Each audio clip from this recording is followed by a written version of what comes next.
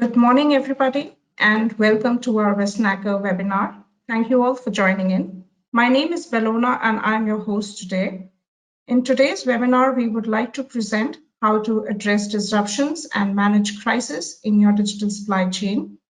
Before we start, let me provide you with some very important information. This webinar will be recorded and publicly accessible.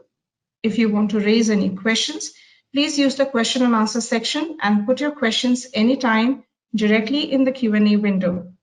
We will all collect these and our experts will answer them after their presentation.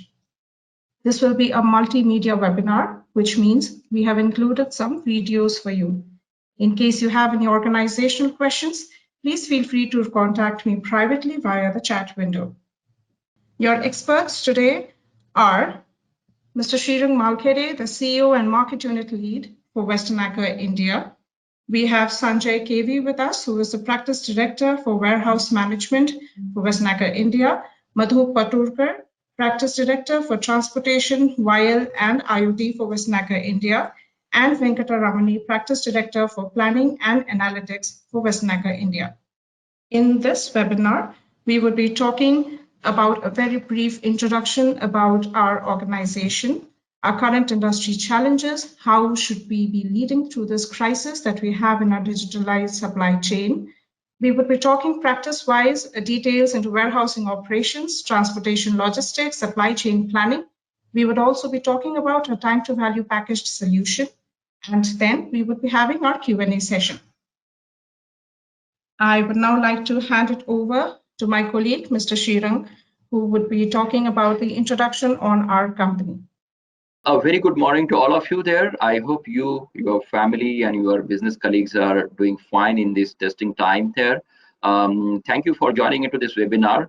I'm sure you will have very good information at the end of this webinar on understanding what the challenges that the industry is facing in general outside your organization, and also about the solutions that possibly you can have to address them in a short term as well as in the long term. Okay, let me start with the introduction here of Westnacker Group. This will be a brief one on how Westnacker has formed and what are our competence there. Westnacker as a group is headquartered in Germany. We are 700 plus top-notch experts into the supply chain. Our primary focus is supply chain based solutions, based on SAP technologies there. We are there for the last 50 years, and in these last 50 years we have done a lot of innovations there. Of course, as I mentioned, we are a partner of SAP for last 25 years there. We have a lot of things where we have pioneered. You will hear more about these technological platforms. Extended warehouse management of SAP, we were the world's first to do that part. The yard logistics, which is relatively a new platform from SAP, and we are done the world's first as well as second, and doing pretty well on that. Again, among the pioneer in transportation management or planning solutions there. As an organization, while we are spread across 18 countries there, maybe 25 or 30 locations there. From the APAC region, we are present in China for more than 12 years, a strong force in India for more than 7 years, and we also have a we are there in Singapore as well for more than 5 years. To address and provide services to our customers in the Asia Pacific region. Our services basically include end-to-end consulting and implementation of the services there. We start with, let's say, health check services or consulting around it, as what are the best practices that you should have, whether it is system based or a manual processes. And in these last 50 years we have served many customers, whether they are from the automotive industry or a discrete manufacturing, logistics service providers, correct, where supply chain is again very critical there. We have a lot of experience in that. The classical FMCG or a consumer good retail industries, and as well as the life science pharma industry, again is very interesting there for us as well there. Where our focus will be today is more onto the supply chain side, and there you all know that the industry 4.0 is the focus now, all of us, and you would have some of this basic systems in place for you managing your finance, the procurement part of it, sales and production, or the CRM, right? But today we'll focus on supply chain 4.0 and what are the different product suite that you have, whether it is related to the planning or the warehouse management or the logistics or a transportation execution there, and of course the IoT based solutions around it.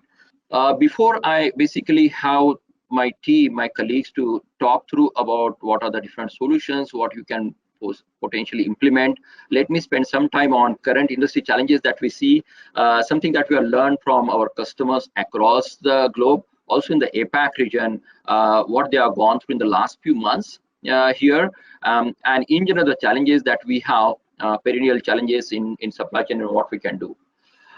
So for any industry, whether you are into the manufacturing or whether you are in the service industry, there, your top-down view is basically shareholder value there, where you really look at how you can maximize the profit, correct? But for you to achieve that, you really need some ground rules to be set up, more at the operational level. What you probably need is, first of all, real track and trace of your supply chain there. We definitely need a process transparency and that can help you to actually react to a situation there every time. Of course, the demand is very, very volatile in today's world, right? And we really need to be agile or flexible to adapt to those changes that are required. Much more customer focus. We don't have to not only look at what your customer needs, but potentially there is a need to look at what your customer need. Yeah, and you need a system or you need a platform that may be digitalized and where it allows you to manage the exceptions and let the system do the usual task, right? At a strategic level, if you look at what you need is fundamentally, first of all, reduce your costs, whether it is a lead time to the customer or your overall supply chain costs. I will talk about that in the next few sections there. And you really need to shift to a digitalized supply chain, correct? So that you can achieve your end goal as an organization. You would see there are millions and zillions of KPIs, right? Whenever we do the operations, whenever we are managing our business.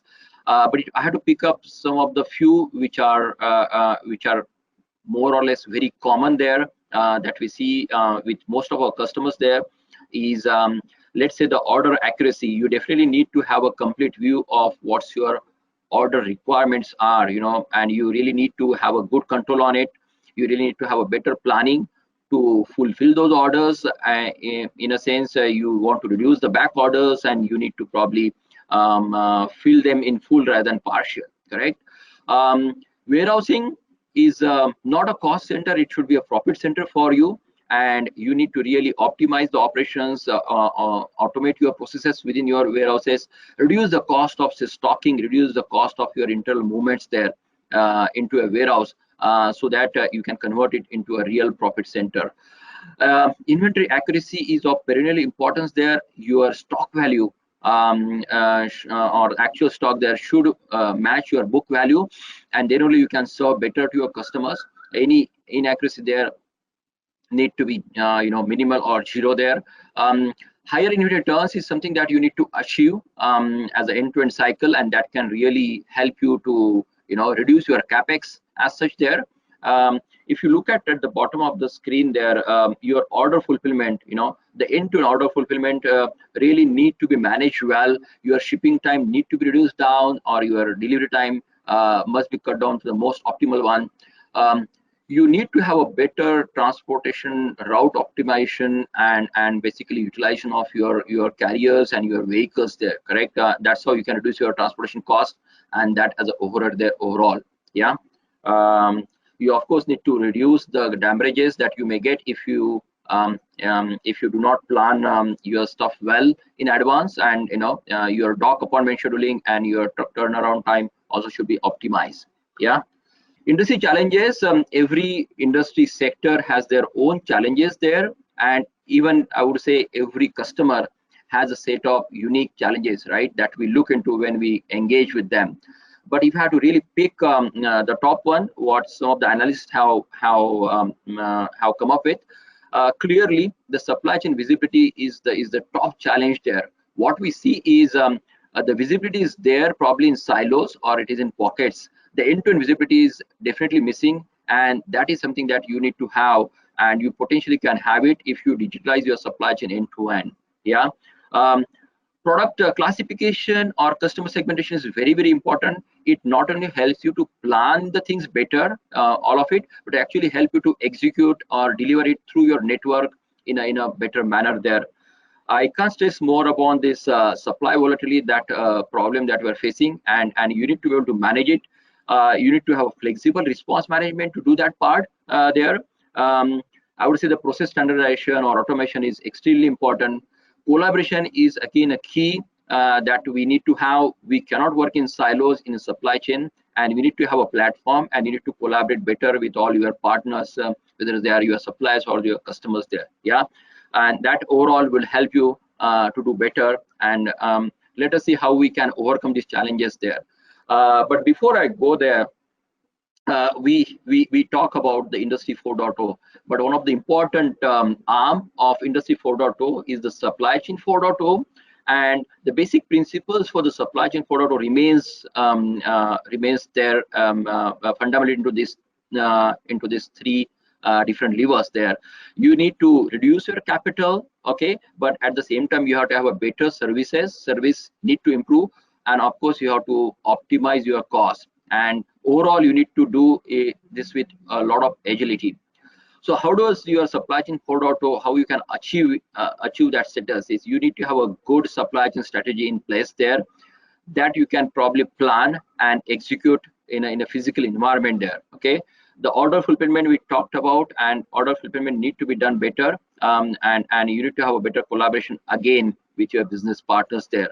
So all of these factors there put together, what we need is a better vision. And if I have to put in a simple terms, we need to be faster in our reaction. We need to be more flexible there, much more granular when it comes to the planning part of it there, and you need to be more accurate in your fulfillment of the things, and more efficient in all of your operations, all of your processes there.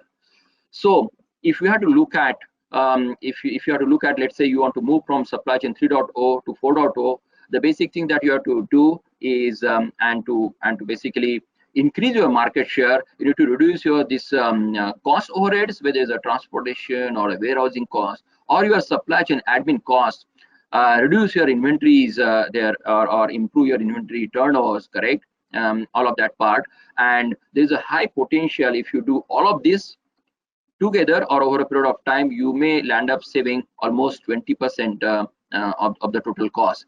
These need to be done in step by step, where you would see in today's session what are the different areas of supply chain that you can address to digitalize them there. And the last section there from my side here would be on current crisis. Let us touch upon that very quickly, what the companies have gone through.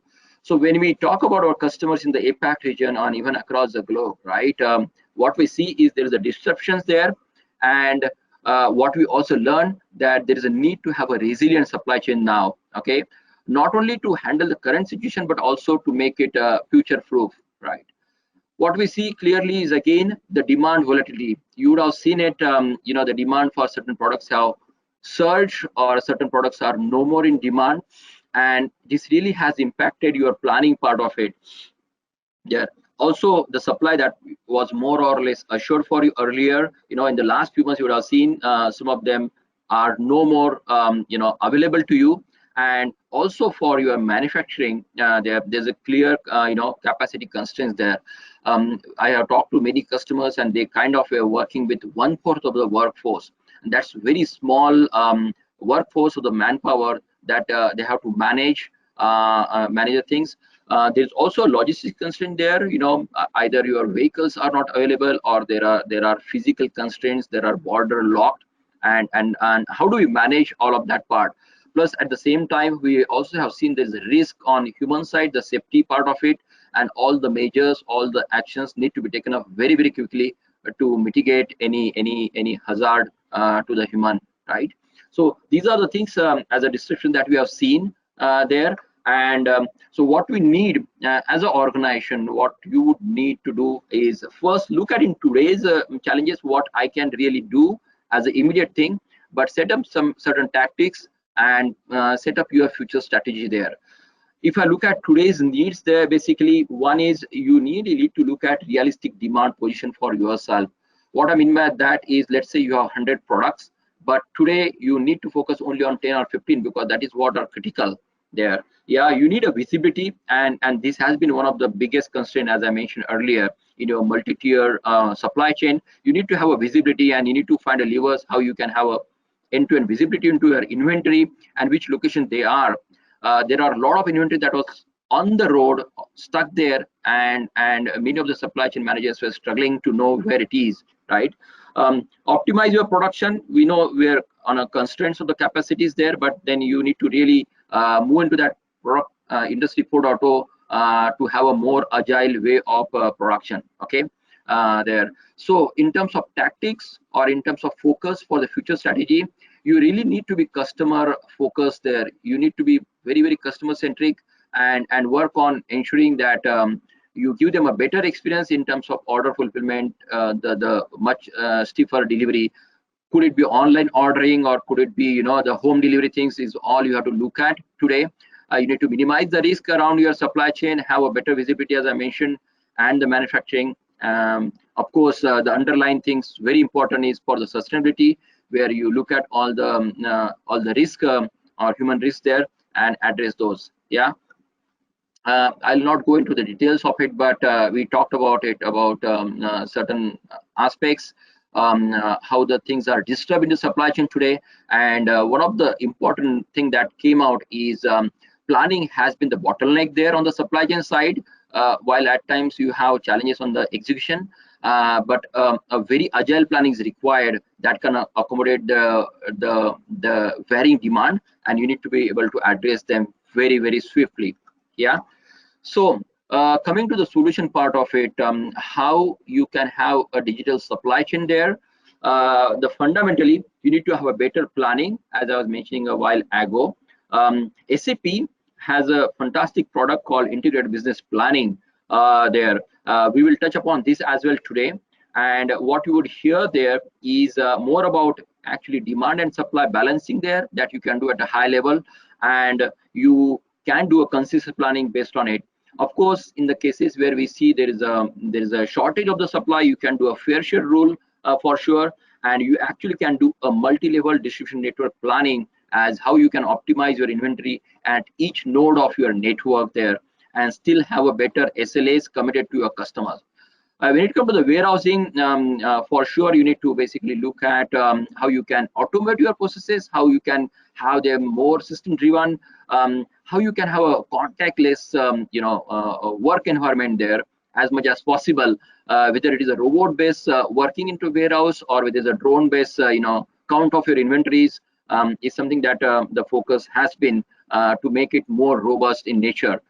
In terms of the transportation planning or transportation management there, the route optimization, increasing the utilization of your transportation capacities there, better planning of your overall transportation is important. You will hear about that part. Interestingly, on the right hand side, what you see is a business network, which again is extremely important. What SAP has to offer is a LBN, Logistics Business Network, that actually help you to onboard your carriers, your partners there one time there, and it actually helps you to do right from the spot rating all the way to the order fulfillment and track and trace of it. Okay, so these are fantastic end-to-end seamlessly integrated applications that are there that you will hear about today.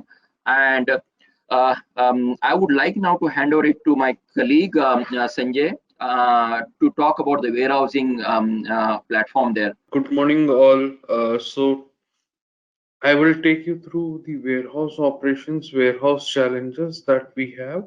In next 20 minutes, we will discuss what are the new things that we should do or we should look at from warehousing per se. So The first thing is when we looked at the Asia Pacific market, right? How does it look like? Where is it going? So we could see that there is a huge growth in the Asia Pacific market.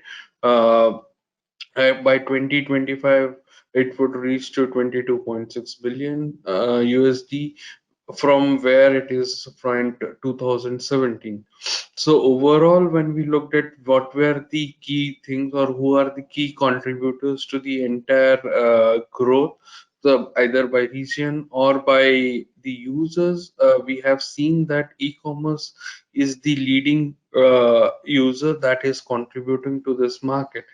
And what are the things that are enabling them?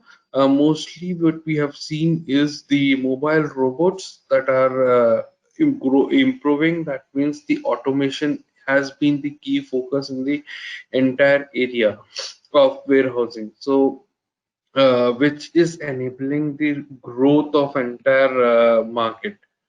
Right. So when we looked at the growth, we also looked at the challenges that warehouse has and how these challenges can be mitigated. I would cover in my next slide.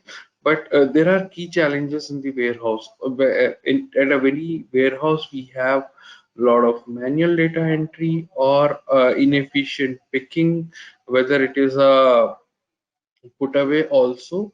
Then the customer expectations, right? Customers expectation is where customer needs their products on time and also in full.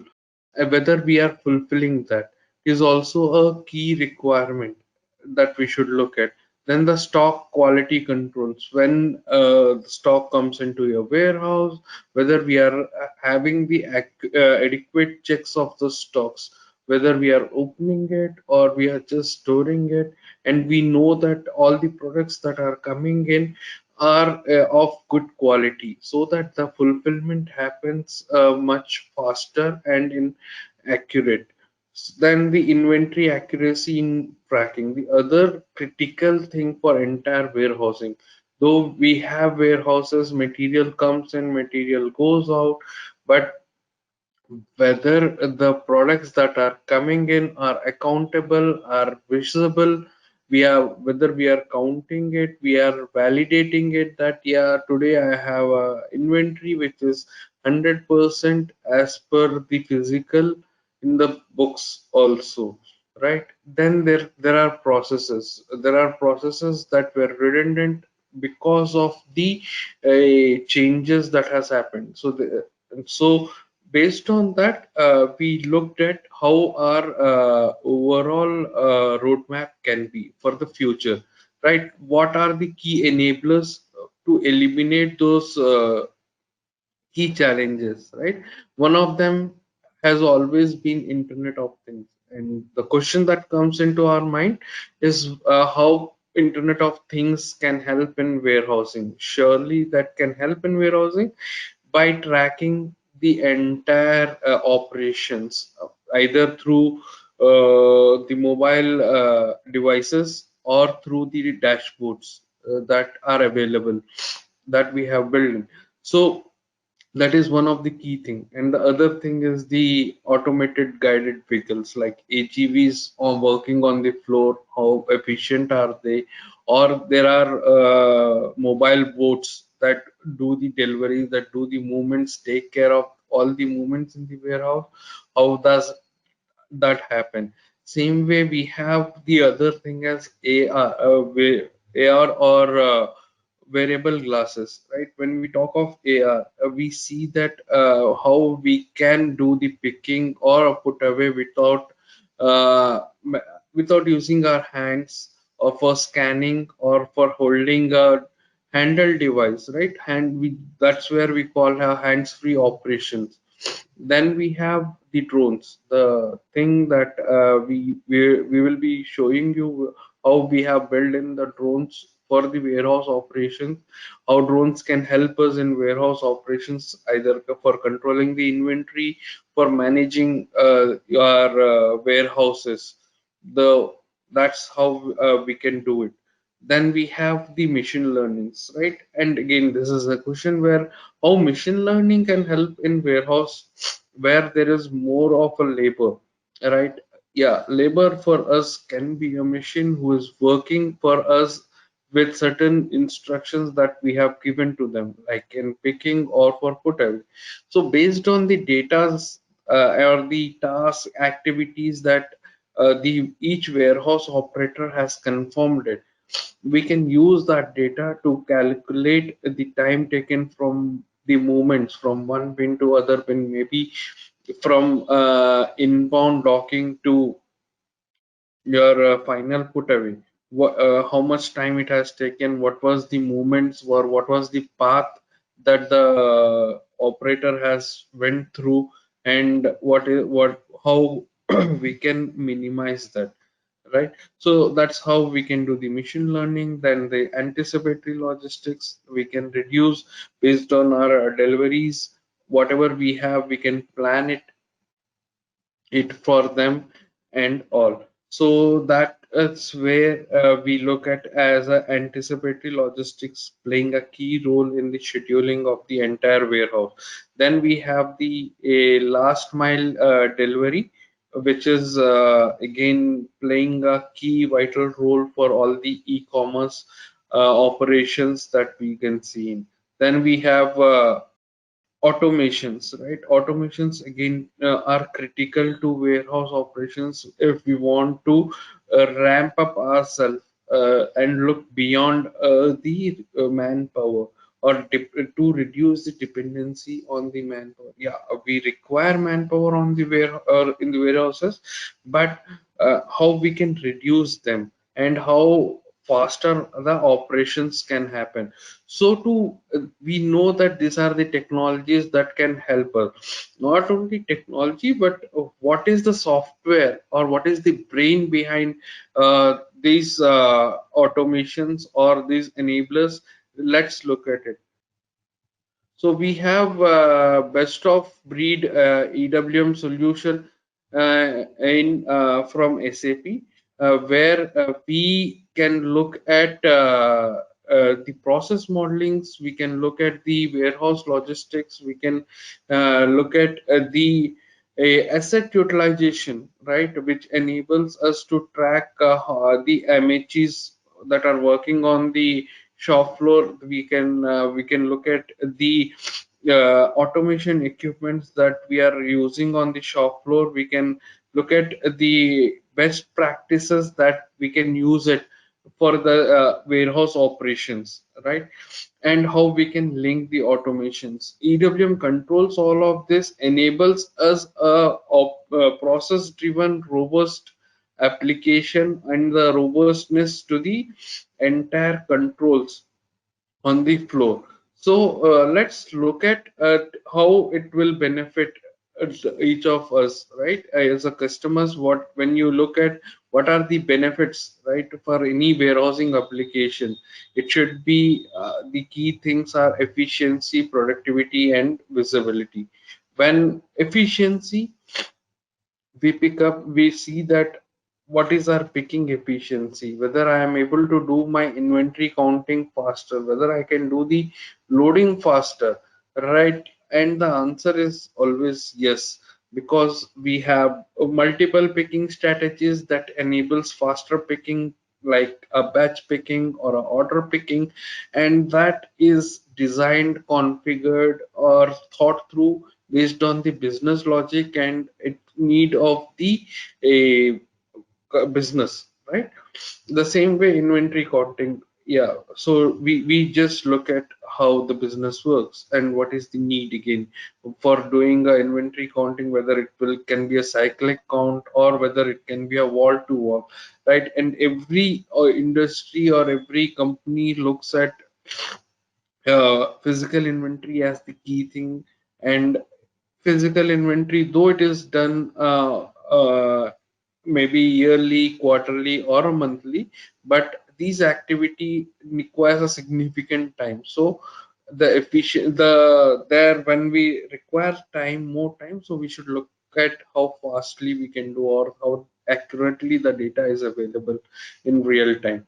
The same thing is the productivity, right? When we look at the productivity, how we can control the processes, right, is a key thing for productivity. We can't have multiple processes, we can't have multiple operational requirements, and right, so we look at how we can have a streamlined process, whether there can be a couple of options, but yeah, we should look at how it should be.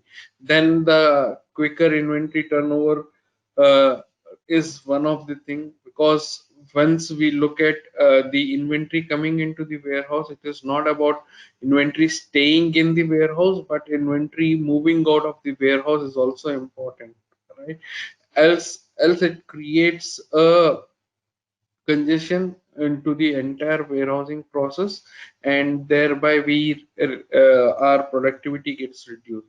Redirecting more valuable tasks, right? In this, we should look at who is the right guy to do which task, and who is what we have, right? Then on the visibility, right, we talk of visibility, we talk of how the things happens on warehouse.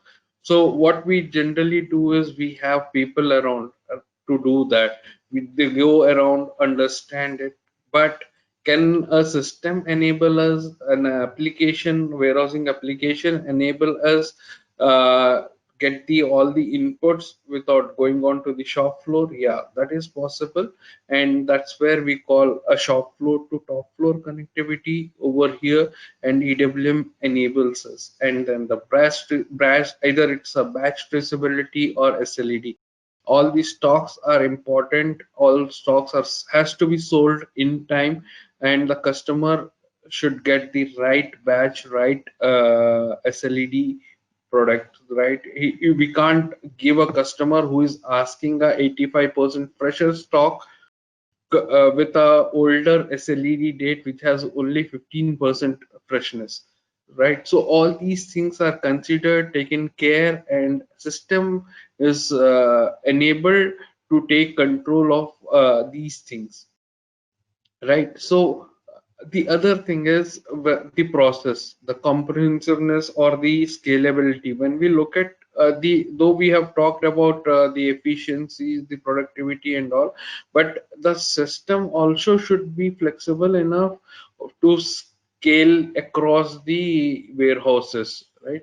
Whenever you require a change in the system, or whenever you require a change in the process, system should be flexible enough, it should be easy enough to adopt the changes. And also there should be a functionalities all around. So EWM comes up with all the warehousing functionalities that are required, critical to the warehousing operations, right? So when we look at the criticalities, what are the critical operations? Cross-docking has been a critical operations for retail customers, but whether the same cross-docking can be deployed for other customers, yeah, the answer is yes. Only thing is we have to plan, we have to think through. The same way the value-added services. Now the value-added services comes with multiple things, right? Like what we have. Looking at all the options that we have and the functionalities that we have, we recommend, suggest that SAP EWM is a comprehensive, scalable application that we should look at for any kind of warehousing need. It can be a smaller warehouse to a larger warehouses.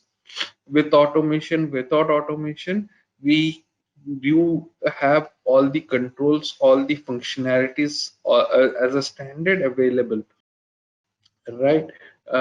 So what we have, so with over working for 35 years in warehousing space, we see that the customer requires something special to manage the warehouses. What are the key things, like what are there, right? So we have connected forklifts, we have dashboards, we have built-in UI5 skins for the transactions in the warehouse, mobile transactions in the warehouse. Same way, we do enable voice picking using SAP's EWM. We have built in an application where we can see the drones working. So I have a video to show you where we can see that how drones can help us control the warehouse operations, manage the warehouse operations for us, and even monitoring us, right? So yeah, we have visual Google glasses where you can have the task informations or the activity informations coming up one by one. The users are just scanning the barcodes that are on the product or on the bin or at the locations, and confirming it, right? So that's how the new things are, the assets that we have built in for the ease of customers, the productivity, to improve the efficiency, to improve the visibility across your warehouse operations. And what we have more, we are adding to our assets is the slotting. So we are enhancing our existing UI5 things. We are doing a predictive warehousing, and we are mapping the warehousing. That means you can look at the warehousing sitting across your cabins to understand which area is going through a critical phase and which areas are in ease or working as per the required loads, right? There are always in warehouse there will be a time when we have peaks and we have lows, and in a day also we see that there are a period where we have peaks, and whether we are prepared, we are visible, or daily we see that the peak has a certain time duration and all, or the predictive warehousing is what will enable us, help us in doing all these things. All right. So saying that, so what I want to quickly share with you is the uh, video or a case study where we have deployed automation solution using mobile robots, and this is for a Hosco. Hosco is a automotive vendor. So I will quickly show you the video on that. So Hosco, when we looked at it, what was the key number? That we had 86 robots to connect. There were the robots used to cover 640 kilometers a day to do a just-in-time fulfillment to the production lines, right? The robots would pick the materials from the docking area, and they will bring it and drop it to the production line it is required, and they move the trolleys from the empty trolleys from the production line to a staging bin so that the trolleys can be sent back to the customer. Right. So what we did was overall we improved their accuracy in the production supply so that the right material is received for the right production line. And also what we can see is we have improved the 30% bin utilization and overall 90% reduction of manual movements in the entire operations. Producing over 500 types of automotive lighting products and supplying some of the largest car manufacturers in the world, Hasco Vision were looking to streamline warehouse operations at their Wuhan facility. A year of testing, exploration, trials and promotion, together with Westernacker, Hasco has transformed its warehouse into a much more efficient, intelligent, goods-finding people hub. Almost 100 autonomous robots cover 640 kilometers and manage over 2,000 SKUs on a daily basis. These automated guided vehicles are able to navigate warehouse facilities at a speed of 1.3 meters per second, retrieving portable bins that are then brought to a human worker for picking tasks. The SAP EWM system regulates the collaboration of these mobile platform robots around the clock, completing over 3,000 logistics assignments per day. The numbers speak for themselves, and accuracy of production supply at the Wuhan plant has risen to nearly 100%. Take real advantage of fully automated and connected processes in your warehouse and benefit from Westernacher's management by exception approach.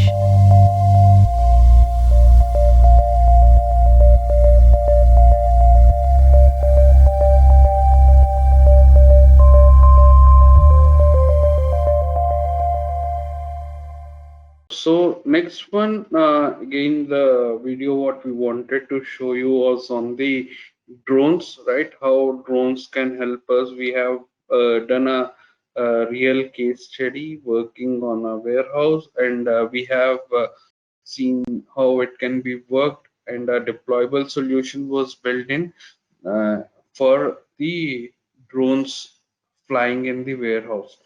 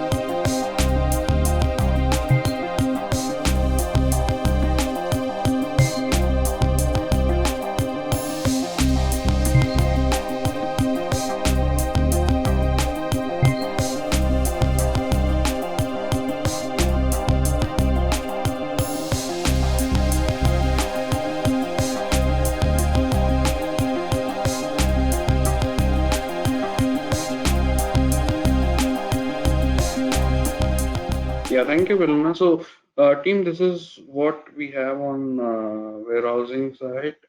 We will have furthermore webinars in detail on each of the topic on EWM, how to manage our warehouses using EWM, making it a profit center from a cost center, right? So, thank you all. So now I will hand it over to Madhu. So good morning, everybody, and thanks, Sanjay, for taking us through this EWM. It was quite insightful. Let's look at the transportation logistics and how management by exception can be achieved. So some of the key drivers that we have, for the Southeast Asia market is basically the e-commerce, and it is also one of the biggest thing that is happening due to the current situation and the crisis that we are trying to reach to the customers. Quite in terms of right home delivery, and you can see that in the Southeast Asia market the penetration of the e-commerce is less, but as you know that it is ever increasing and it is being aided by the improved infrastructure and international trade and investment. These are some of the key drivers for logistics in the Southeast Asia market. Moving on, we see that there are trends also in the media which are getting captured. So what are these trends, and let's look at them for some time. First trend is about telematics. So the telematics for the automotive OEM and also for in general for the logistics business is growing because of the advent of the sensor technology. Route planning is the next area which is really trending in terms of planning your transportation much more efficiently. Service marketplace is definitely here to stay, where all the logistics partners can collaborate and come on the same platform. Integrated logistics is also a definite thing which is going to stay, where you have multimodal transportation to address your supply chain needs. So all these trends are right now there and also will be going forward, and we need to manage these trends and overcome some of the challenges that we will see in the following slides. Now, before we look at the challenges, we need to look at what are the value drivers or value levers in the typical logistics flow. If you look at end-to-end logistics, we have fulfillment centers, we have freight and last mile delivery, and then we have cross borders. So let's look at which are the value drivers or value levers in the fulfillment center. So each fulfillment center itself can act as an on-demand service, which means you can provide white collar service from some of these fulfillment centers.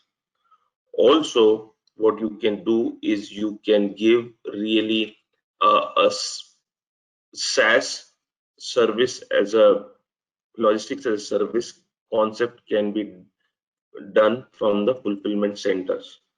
Also, there can be robotic and process automation at the fulfillment centers in order to fulfill the demand. Also, when we look at the last mile delivery, we really have some of the value drivers for the business. For example, same day delivery, tracking of the visibility, and enabling e-commerce, which means that currently in the market you have a trend of where is my order. So whether it's an e-commerce, where it's a B2B business, every customer would like to have a very detailed traceability for his or her order. Similarly, for the same day delivery, which means that we are able to make the delivery, and with the right inventory management, even this is possible in order to have the very clear customer focus and customer service.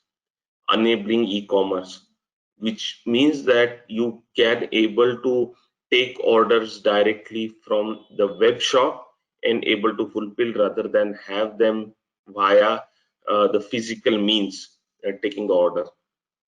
So these are some of the value drivers we have across the supply chain. Last but not the least, we look at the cross border, where the aggregators are going to play a very important role, so that you can reach your you can have the detailed reach of your supply chain via the aggregators and your partners. Now, some of these value drivers and we are met by the challenges. What are the challenges which currently ecosystems it is facing? The challenges are, and we look at the some of the top 4 challenges here. The first challenge being cost reduction, the second being visibility, then you have a data management, and also transportation optimization. Let's spend some time on some of these 4 key business challenges. Cost reduction. Why is cost important from the logistics business point of view? I'm sorry. The cost is important in terms of reducing the overall logistics spend, because if we reduce the cost, it is going to directly add to the bottom line. So reduction of the cost is of paramount importance in supply chain, and also that is one of the key business challenge. Visibility, because currently the processes are still done in silos. Business end users as well as customers have the same problem of the visibility, that they are not able to get end-to-end visibility. SAP has come up with some of the best products in the market which can give real end-to-end visibility. Last 2, data management. As you know, data is the new fuel. With the data, you can make a lot of business decisions. The data can help in AI analytics, and then you are able to make more faster, quicker, and more informed decision. So data management is one of the key business challenge faced by the industry. Then last but not the least, transportation optimization. Entire transportation generally is a person dependent, which means that there are people who have been doing this transportation management or optimization or planning, whatever you want to call it, are done by certain specific individuals. With the transportation optimization, we are always dependent on those key individuals, but that becomes a challenge when we have to expand to new territory, we have to go to unknown areas, we have to look at different modes of transportation, then this can really become a challenge.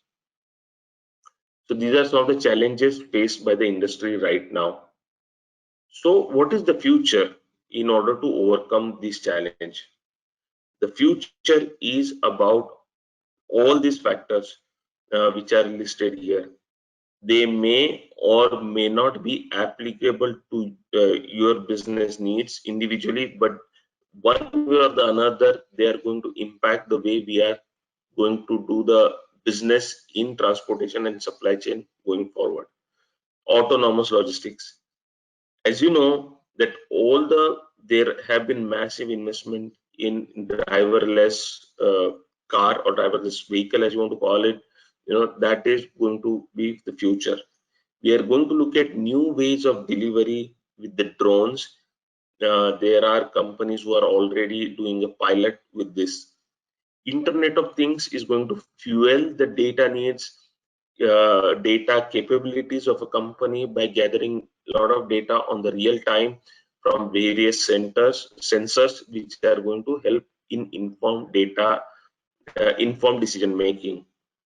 Robotics and automation, we already touched upon that in warehousing, and it is also applicable as much in transportation.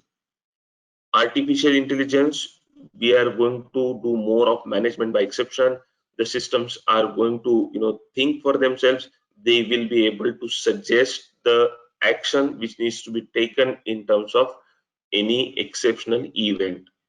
Blockchain technology, all the partners are going to come together on a common platform, share the data, and which will help everybody to reduce the paperwork, move faster, deliver goods faster to the end customer or to the destination, with more and more collaboration via the technology. So all these factors are going to help us to manage the challenges in the best possible way, and are able to help business to reduce the cost, and also they will help to increase the visibility. Just to recap, for the last four slides, we looked at some of the trends in the logistics. We looked at what are the key value drivers. We also looked at what are the key challenges, and now we are looking at technology for the future, which is going to help us to mitigate those challenges and achieve the value from your supply chain. Now, where does SAP stand on some of these products? So SAP is, of course, is ahead of the curve, and there are various products that SAP brought in the market which are going to help you to achieve exactly what we said in these slides. First and foremost is SAP Transportation Management. SAP Transportation Management has various modules that you can see on the left hand side of your slide. These modules are strategic freight procurement, order management, transportation planning, transportation execution, monitoring, settlement, and telematics. We are going to look at some of these features and function of all the modules in some slides going to come later. What we are going to see now is that this SAP TM is helping business in seamlessly integrating across all the business processes, which means that you do not work in silos anymore. All the modules are integrated and you have end-to-end visibility. These modules help you to improve efficiency and reduce the redundancy of the master data, which means that every department, every business department, right from the sales till the finance, including supply chain, gets the same visibility and the same data for the product, for your customers, and for your vendors or your carriers. That reduces a lot of redundancy in terms of data management. Also, SAP TM comes with e-commerce integration and best industry practice. That means, as we know, that transportation is not is one of the industries which is quite has their own processes and is quite varied. So SAP TM provides best practices which to manage your business. Similarly, SAP TM has yard logistics, contract logistics, and real-time reporting. So all these features put together will help you to manage and overcome the challenges that we mentioned in the last slide. Moving on, the next important product that we are going to talk about, SAP LBN. And as you know, Srirang just touched upon this product when he was introducing the webinar. This product is one of the best product that SAP has brought into market from the logistics and supply chain point of view. This product helps all the business partners to come on the same platform, be it your shipper, supplier, carrier, customer, freight forwarder, all of them are on the same platform. It also has quite a good connectivity to Uber Freight, Project 44, Descartes, which means that you can get instant quote from various vendors which are not on your platform. With Project 44, you can get real-time visibility, and with Descartes, you can get a very seamless EDI integration. This platform also provides a material traceability, track and trace, and freight collaboration option. These are the three sub-modules of SAP LBN as a product. This product is overall quite robust, is scalable, and entire platform is on the digital platform, which means that this can be extended in any form and fashion, and it's quite important to understand that all the partners can collaborate on the single platform. Moving on, having seen some of these products and the challenges, if all this put together, what improvements this can bring to your business? The first improvement is reduced logistics spend. It helps you to reduce the asset utilization. It used to make the labor optimization. You are able to do the process automation, reduce unplanned overcharges, and freight invoice verification, which means in a nutshell, you can reduce your freight spend, which will directly add to the bottom line. Improved service. So with LBN, with SAP TM, you can do a very increased logistics visibility, on-time delivery, and lower overhead and electronic tracking. This will give an improved service. Last but not the least, sustainability and compliance. You can, with SAP TM and LBN, you can collaborate with all the partners. That means you have optimized logistics. There is less need of paperwork. That means you are moving toward greener logistics. Moving on, we will look at some of the features of SAP TM and the module. In this webinar, we may not go into the details of each and every function or a feature, but we will definitely spend time on some of the important functions. Strategic freight procurement. It comes with a very detailed analysis of your freight spend, how much quota or how much capacity you want to allocate across vendors. You can also consider, you can select the vendors based on his past performance, and also you can consider notional values in terms of your selection of vendor, which means what was his on-time performance, what was his compliance record. All these non-tangible factors also can be considered while selecting your supplier. This is possible with strategic freight procurement. Also, you have contract and order management, which means that you are able to do the online tendering, you are able to do the schedule management, and you are also able to do the automatic selection based on the tendering. Very important, transportation planning, which means that you have a load optimization. You can do 3D load optimization for your vehicle. Also, you are able to do the transportation and optimization with the routing and vehicle scheduling. This is very important functionality, and it comes with quite comprehensive algorithm. Then we will look at the freight settlement. Freight settlement, you are able to do the entire cost, profitability, and cost analysis of each and every order. And this is seamlessly integrated with ECC for all the cost distribution functionalities. We look at some of the Western Archer asset. So based on our vast experience, we are able to build these assets which we offer to the customers.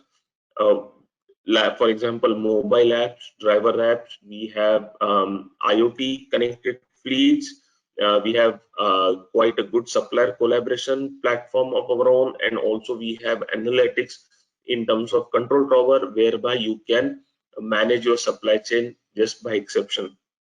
Also, we have much more in terms of invoice verification, maps integration, and so on and so forth.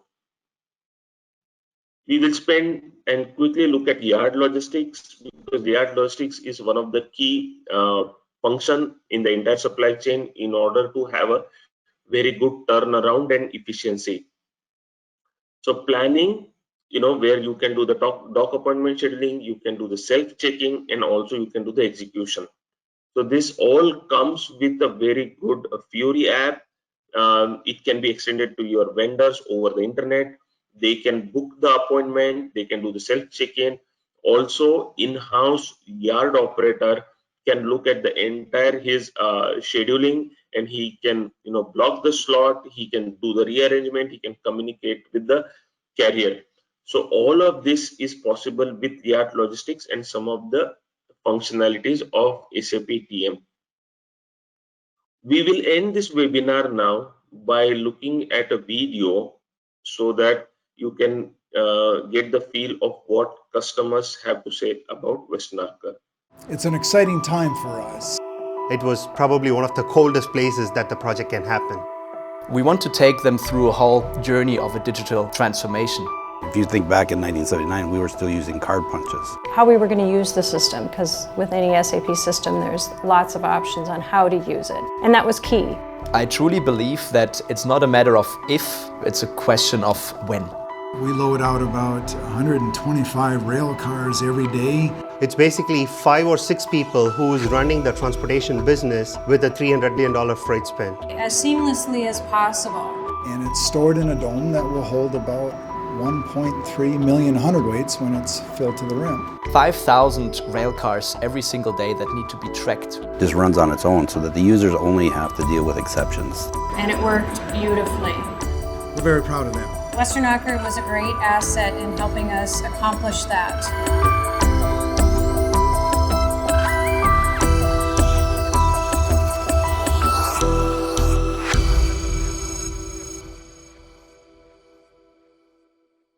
Thank you, everybody. I will now hand over to Ramani for the IBP.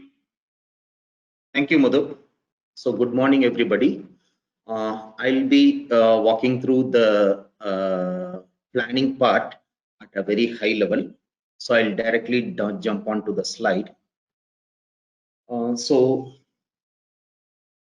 we usually have planning as the most important criteria or the starting point in any organization, because planning helps to identify the business goals, and it helps to provide a visibility about the challenges and sometimes dynamic challenges, which enables the business to make key decisions.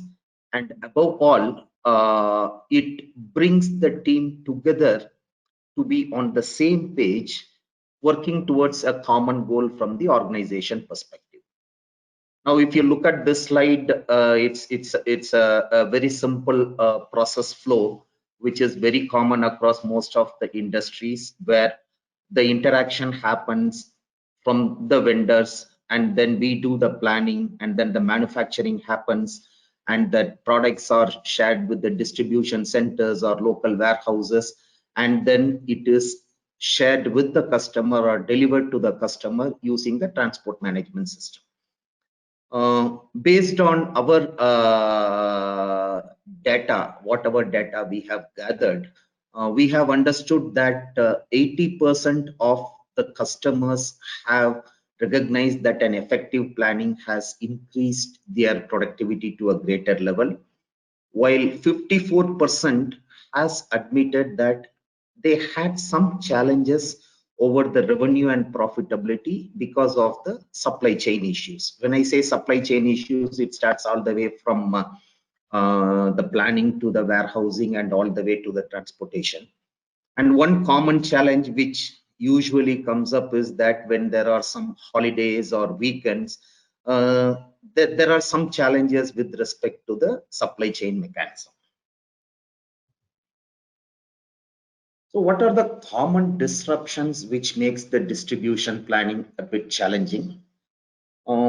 Three specific examples we have highlighted here, which we are going through right now.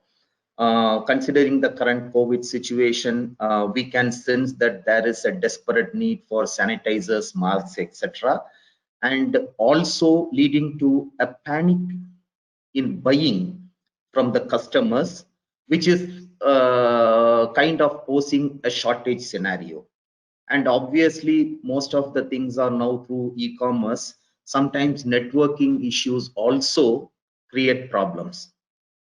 But some of the common or generic pain points that we usually see is that on-time delivery, there might be challenges.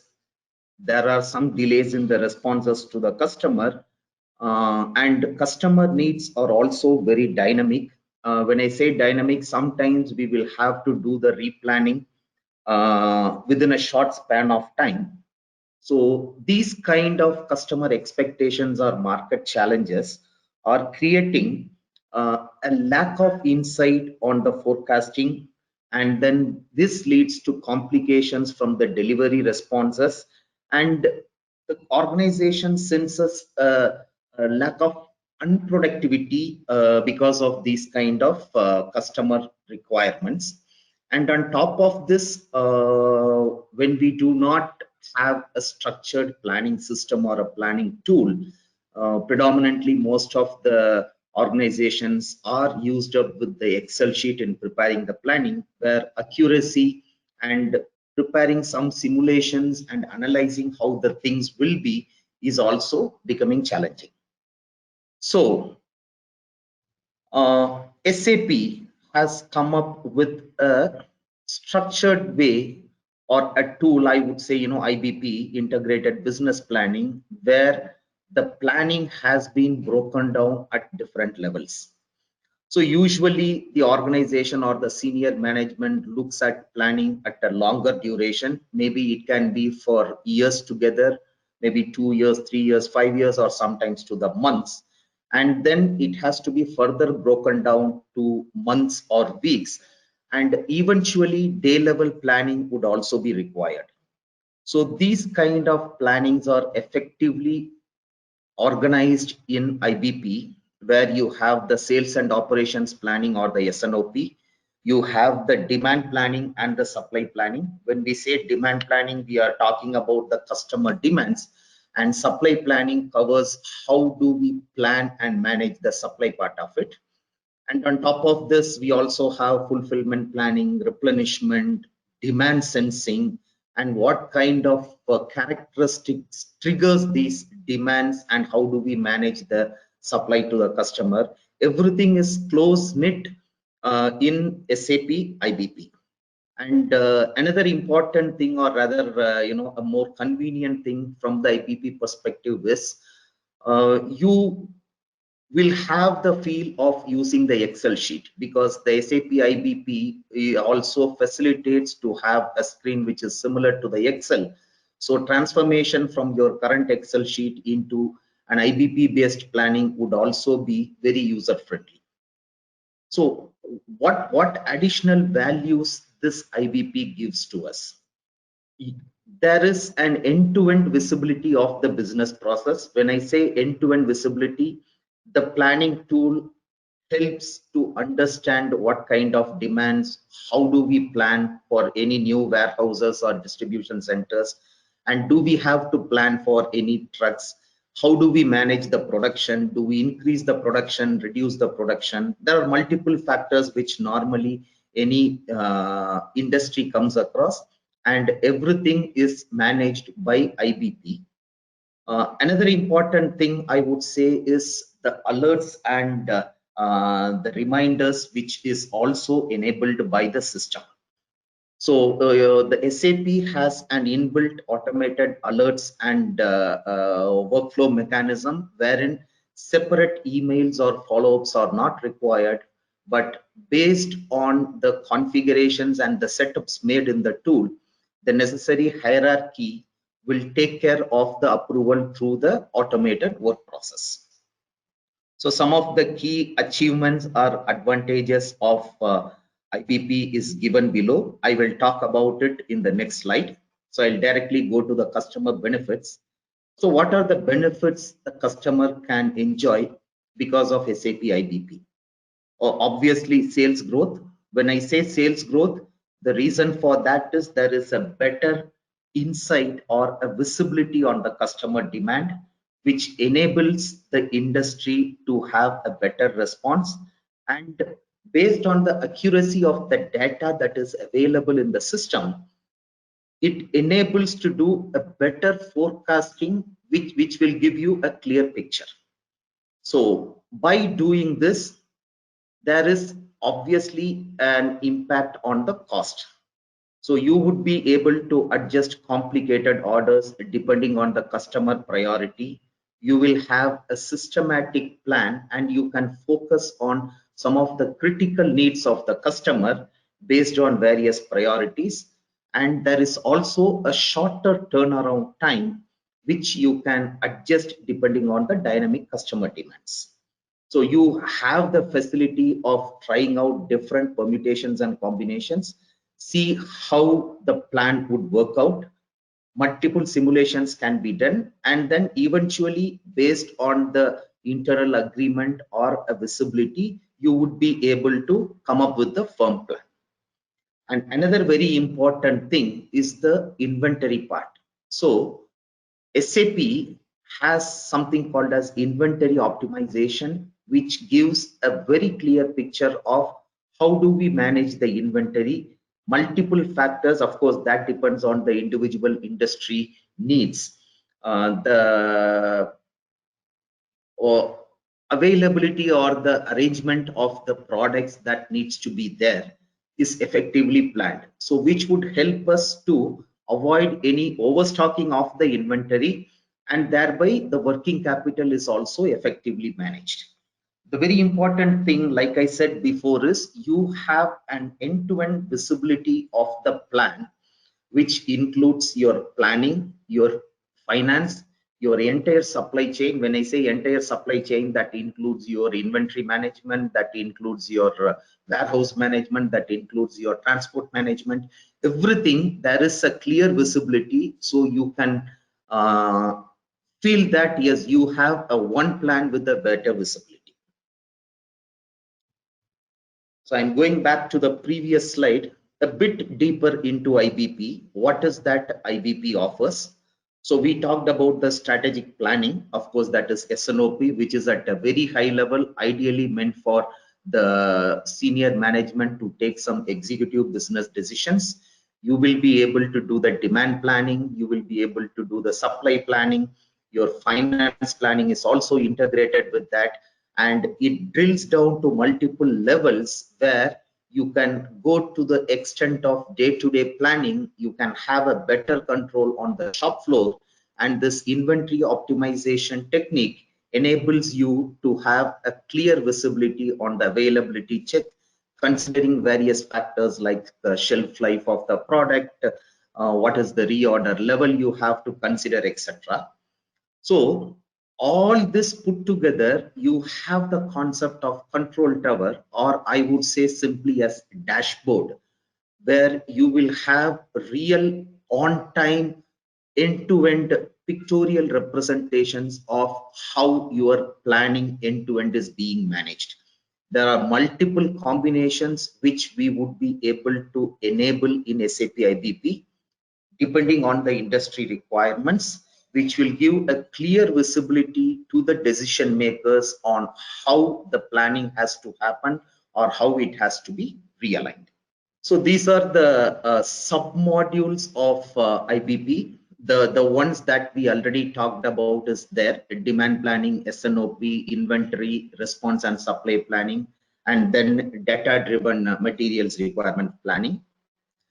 Depending on the requirements of the individual business, the next level of submodules can be made available to the customer, which can be very effectively used for their end-to-end planning process. So what are the assets that Westernacre carries from the IBP perspective? We have this point of view where the different functionalities are made available on a user-friendly screen. We also do the planning of hierarchies in the 3-dimensional mode.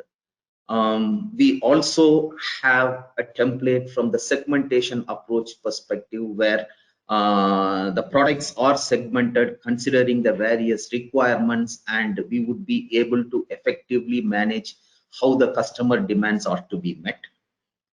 The next one is the organizational change management, which is very important for any organization to move over from your legacy system or legacy tool or application into the SAP IBP. So we have a structured way of doing this where we have different silos arranged with a set of target audience, a specific scope for each of the audience, and what is the effort that has to go through, I mean the workshop sessions, and what are the topics that has to be covered to effectively manage this change management. So that we deal as part of our IBP implementation, which also involves the process coaching. The other one, which is very critical when the customers move into a new system or application, is the training part, which we have broadly categorized in two topics. One is the key user training, the other one is the end user training. What I mean by key user training is maybe we can also say it is the train the trainer approach, where the core business experts will undergo a rigorous training which will be organized and planned. And end user training is something which down the line people will have to use the system on a day-to-day basis. So this end user training and key user training, we have a structured way of training with the necessary training materials and handbooks made available. So either the key users can do the training to the end users, or we also have a detailed plan on how to manage the end user training. And of course, on top of this, while we are doing this IBP, the detailed business case definition, how do we categorize the different characteristics, segment the product so that it gives a better clarity on the planning. So those kind of things comes as a package. We also provide support to the applications until the business team or the end user team gets comfortable with the system.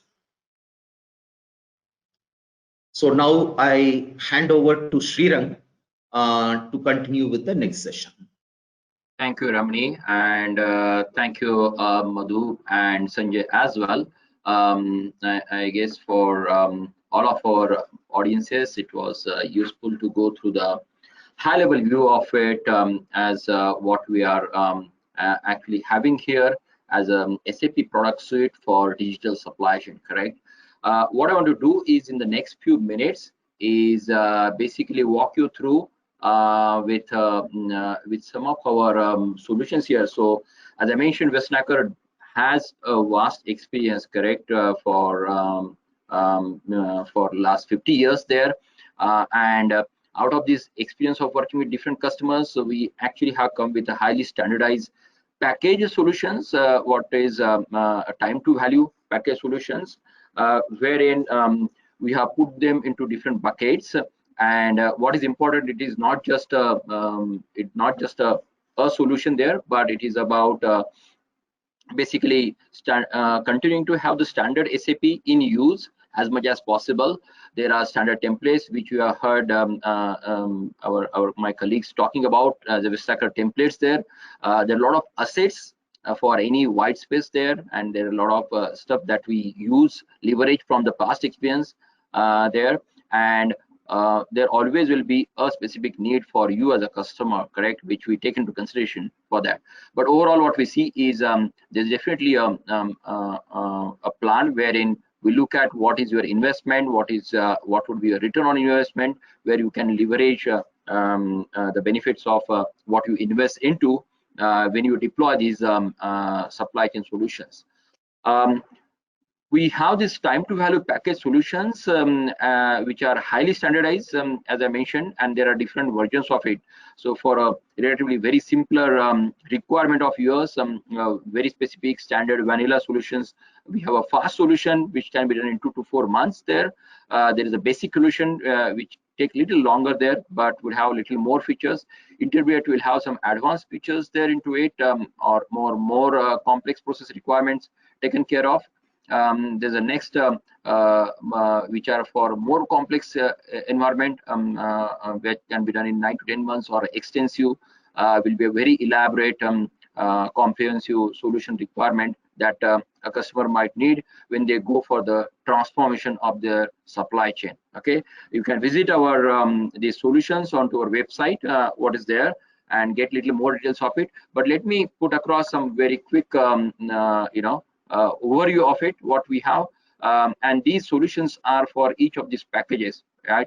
So when I talk about the warehousing solution on the EWM, we have the fast solution, which is kind of a free pre-built there into it for a very simple manual warehouse, a smaller layout, baseline basic processes for good received, internal processes and the goods issue, and more of a standard stuff that you would have as a part of it. For the basic one, there will be little more than there. Maybe you have more volume of the transactions there, and maybe the steps are little more complicated, or you have different type of storages, more than one storage types. Intermediate solution would have a multi-step warehouses, definitely a more complexity that would have, and this is exactly what we assess when we connect with you there to see which model fits in for you, and which model come closest to a requirement, and we of course can customize it, tailor-made it to meet your specific requirement. As I mentioned earlier, the advanced and extensive will have more complex features. From the warehousing perspective, it might have some ASRS, the cranes there, or the extensive would have a lot of automation there, and for the most complex environment, we can explore those packages there. Similarly, for the transportation management solution, there again, as Madhup has mentioned, strategic freight procurement or the order management planning things are there, where we look at you as a shipper, you as a manufacturing company. Presumably, you will have a SAP ERP, either ECC or S/4HANA as a backend system, and we give you a minimum viable product solution to you in the fast and basic. Either you have a single mode of transport, or in the basic you might have a 2 mode of transport, but probably within a country or a region, right? When you have a international transportation requirement where there's a rail or ocean transport required, when you require a global track and trace, you would look at the intermediate solutions there. And of course, advanced and extensive will have much more add-on functionalities with lot more driver app applications, or the Fiori apps that we develop there, and lot more track and trace there that you can get, including the telematics integration for the extensive solution there. Definitely you see the business benefits at the bottom of the screen, but these are again pre-packaged solutions that I mentioned, can be done in a very time-bound manner for a specific price there, and can be a quick thing to get your a specific area up and running with lot more visibility for you. Lastly, on the planning side, the integrated business planning, what Ramani discussed, you will see here there are 2 fast solutions, and in the planning side, you may want to only have a sales and operation planning, which is a fast one, or you may want to have a very baseline demand planning there into your systems for specific products. There are a specific network or processes of yours. Yeah, you will get the baseline planning there into the fast solutions. As we move to the basic, there would be advanced features of it that will come into play, and intermediate advanced would cover not just the S&OP and the demand planning, but also a supply planning there, and inventory optimization or a demand sensing will be part of extensive solutions as well. Okay, And so these are various packages that we have, something that we can evaluate. And how do we deploy them? We have a very highly standardized, again, a methodology called 5D principle that we follow, where we do a define, discover, design. And here is a sample of fast solutions which we do in 3 months time or 4 months time, yeah, where we go through the entire cycle very quickly. Of course, we start with the calibration of your business case in a day or two. We can do a workshop with you and assess your this thing, look at what model fits better for you, and then provide you the deployment plan to quickly develop, quickly deploy it, and have you the new solution up and running for your business to reap the benefits of it. There can be a shorter or a quick sustain process after the go live, where we support you till you are comfortable with the solution there. Yeah. So those were primarily the package solutions that I wanted to quickly cover. I guess we are on our time, and I really would like now to open up the session, open the forum for question and answers there. So I would hand over it back to Bellona to take the question answers forward there. Thank you, Sriram. So thank you everyone for joining into our webinar, and also a lot of thanks to our colleagues for this really helpful and informative presentation. I would now like to open the Q&A session. If you have any questions now, please feel free to raise them. Meanwhile, we had few questions from our attendees, and I would direct them to you. So our first question would be, any customer base in life sciences in India?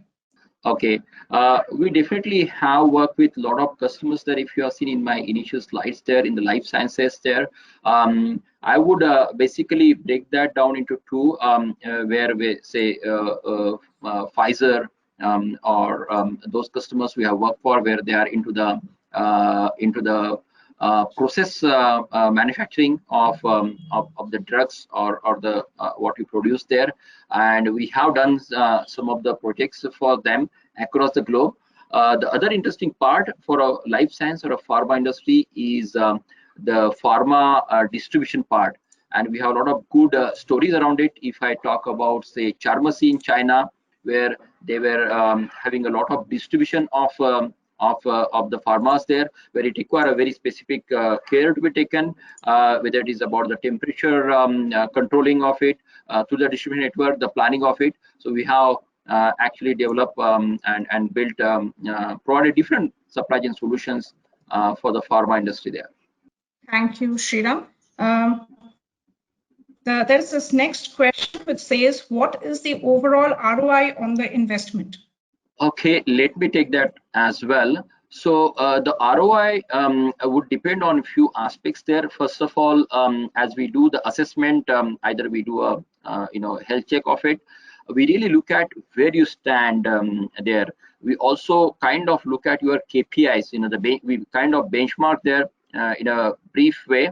There are again two sort of offerings there. We actually can do a good exercise of a health check for you, which may be a paid exercise of a 1 month or 2 months, and we have done that, say, for Schaeffler in India or Bajaj Auto here and many other customers there. But once we benchmark you, we know exactly how good you are into certain areas, certain KPIs against the industry benchmark, versus where you need a lot of upliftment. And that could be also on a twofold. It could be either a system-based improvement, and we say you add up something new to your system, or you need to deploy a new one, or there could be certain manual processes that you need to actually change, and we really look at justification of it. Our experience says that when we deploy the solutions, there is an initial period of 3 months for you to really get to the efficiency for your end user. We are talking about the supply chain, where we are talking about the the blue collar guys, right? They need to learn. While we spend a lot of time with them, they go through that, and we really see a surge in the throughput of it. So the ROI would be if your unit turns are high, or if your SLAs with the customers are better, or if you are able to dispatch more deliveries, or if you are having a better, I would say, transportation utilization. Let's say you have a 60-65% utilization of your trucks or vehicles, and it has touched 90%. There you have a direct tangible benefit of it. Where we see it is less than a year at times, for people to really get the value back of what they have invested, and sometimes it is slightly more, depends really on the scale of it. But there's definitely business case that we work upon at the beginning of our engagement with you. I hope that answers. Yeah. Thank you, Sriram. So the next question is directed towards the warehouse practice. So Sanjay, this is for you. How is extended warehouse different than conventional SAP ECC WM management? So thank you for that question. So when we look at conventional SAP's WM versus EWM, the functionalities which I would say are entirely different. The automation process controls, right, which we call it as a MFS or material flow system, is available. The advanced wave management, advanced RFs, handle device managements, right? Controls and just a configurable way of doing it is what we have it in the new EWM than the WM. And also on the strategies reporting, when you see the reporting part of it, we have multiple levels or layers of reporting and to it. So, and everything in one. You see the traditional WM, you have multiple reports to go in, maybe separately for bin stocks or for the movements or for the entire inventory counting and all. But if you look at the new EWMS, you have a structured reports coming it with the processes and showing it everything in one place, one transaction codes. So that's how it is broadly different from traditional WM. Hope this answers your question. Thank you, Sanjay. There are a few more. How do you establish the requirement of EWM for a customer? Yeah, so there are criteria when we look at the overall process. So we study the process, we do a quick 2-day workshop with the customers. We see that the complexity of the process, need in the processes, what are the key challenges, requirements that you have in the process, right? Based on these criteria, whether you have even automations involved, we determine that this we require SAP's EWM, or we may even suggest that you go for a WM kind of thing. But again, WM is going forward. It is still 2025, and the developments are not available from SAP. The support will not be available after that. So that's where the key driver is that we should look at the new technology, which is EWM. The next question, Sanjay, this would be for you as well. Is EWM recommended for smaller warehouses? Yeah, EWM, like we look at the processes, and we do suggest EWM for smaller warehouses also, with more simplified processes, easy to use, easy to configure, robust to deploy it and scale it to the all your smaller warehouse needs, right? So yeah, we do suggest EWM for smaller warehouses with simplified processes or with complex processes also. Yeah, just to add to what Sanjay has mentioned there. So in EWM, what we have is a lead EWM for the smaller warehouses there, where processes are simpler. We don't over-engineer it, but all your basic processes will be on one platform. So you may have a range of warehouses, small, medium, large, but all that can be taken care of on one platform. And the best part again with SAP in S4 is you have an embedded version of EWM also as an option, which you can choose. So yes, the answer is yes. For the very small, simpler warehouse also, you can have a simplified processes set up into the EWM in a very quick manner. Yeah, and it is not only SAP's like what Sriram was mentioning, it's SAP, or we also have the flexibility to connect with non-EWM, non-SAP systems also for managing your warehouses, which builds in the robustness again. So when we expand our warehouses or the warehouse size increases, automations comes in, you are already there. You don't have to think of any other solution, warehouse application, which would manage it. And this enables you to eliminate the additional layer of warehouse control systems.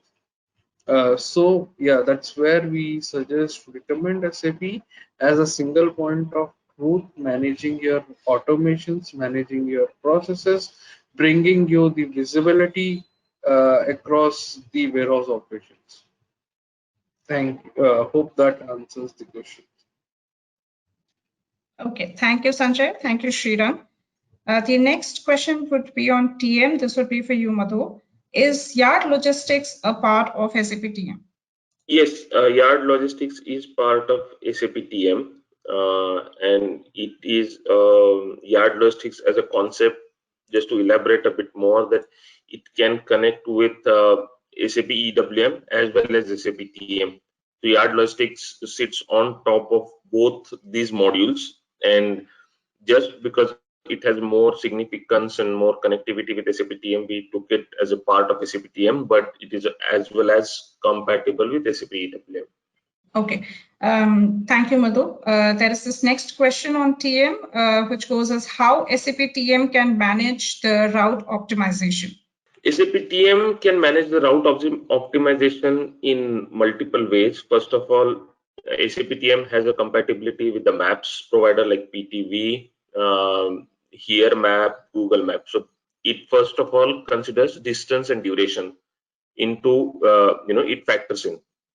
Second thing, it factors in the load, that what load you are carrying.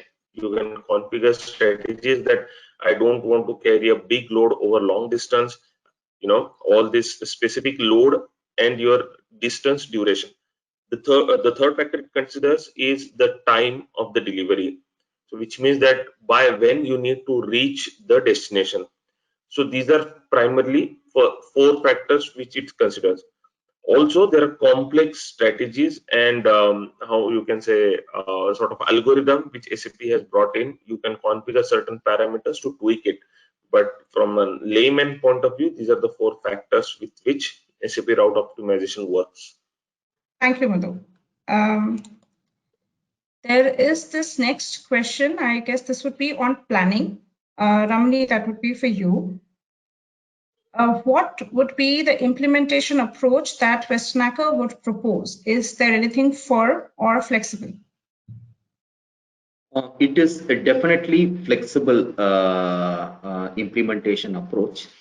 I mean, Srirang also briefly walked through about the different implementations or requirements based on the needs of the industry. So it is flexible. You have seen that only SNOP or only demand planning or what combination we want to do. So depending on the customer requirements, we can even take this implementations in phases so that we gradually migrate from the custom tool or application, whatever it is, into the IBP. Okay, thank you, Ramani. There is this second question on IBP. This would be what kind of expertise you have in India and global project implementation on IBP? We do have a very good exposure from the IBP perspective. In fact, I mean, I'm just roughly putting a number up on the expertise, probably somewhere around 8 to 11% of our expertise comprises of the IBP team who are sitting across the 18 countries globally. So the reach of expertise and the experience we have is vast enough, and we have done a lot of projects, and some of the logos which we saw in the earlier slides would also throw some light on that customers. Just to add to what Ramani has mentioned, we had started our IBP journey way back in 2015. We are Mineral in Malaysia. They are into the mining equipments, and we have been doing the supply and the demand side of it. They are actually global, while more focused on the Malaysia operations of theirs for the planning perspective. We of course have done the warehousing solution as well for them and still working with them.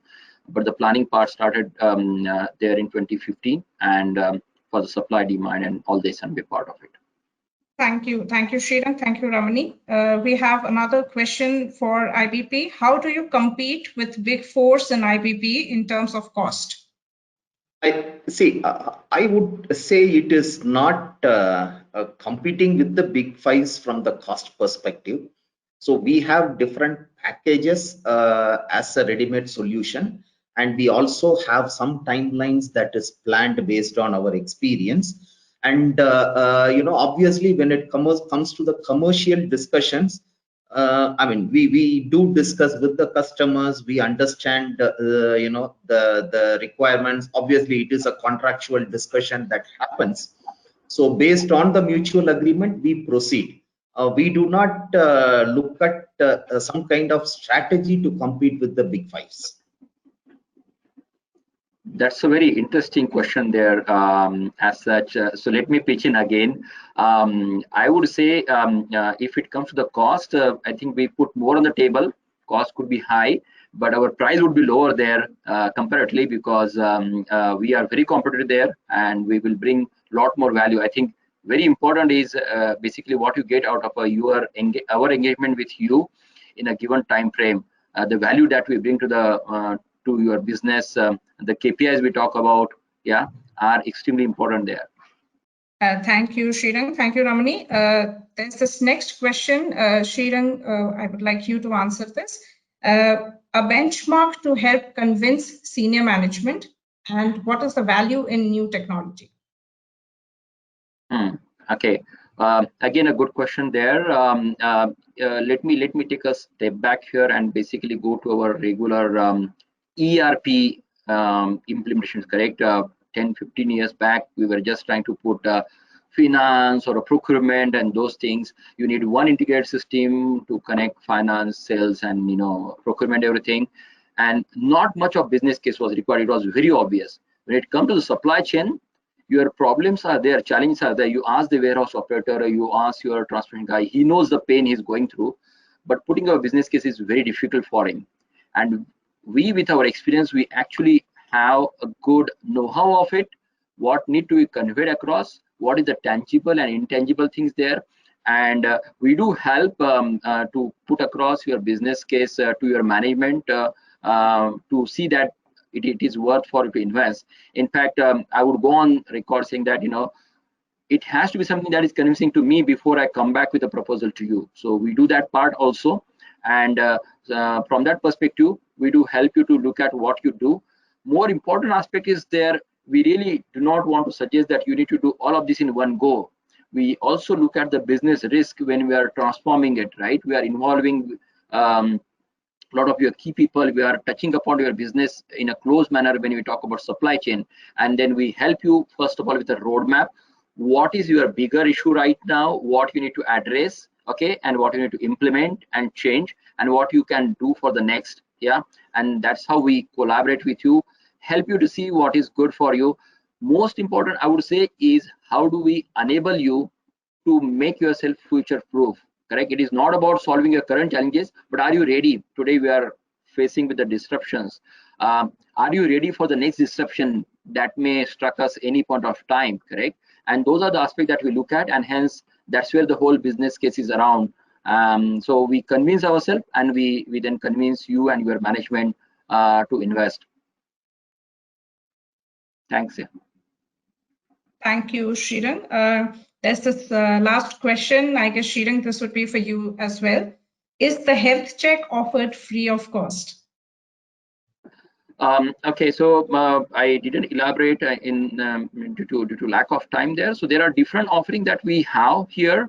If there is we have info day that we do for either it is for a few hours or it is for a day or two, where we work with you with a right quality of input coming in from you as a customer, and that of course is a part of our pre-sales, right, which is free of charge.